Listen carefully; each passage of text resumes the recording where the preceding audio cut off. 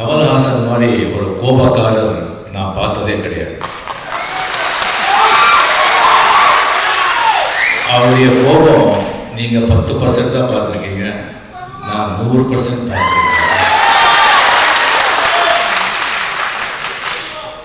அதுக்காகத்தான் அவர்கிட்ட நான் கொஞ்சம் ஜாக்கிரதையாக இருக்கேன்.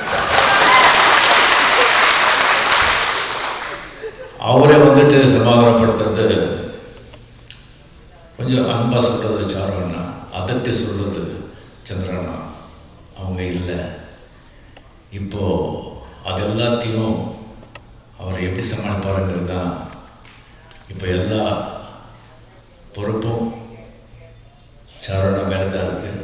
அவர் நல்லா இன்னும் உடம்பை பார்த்துக்கிட்டு அவருக்கு பக்கபலமாக இன்னும் இருக்கணும்.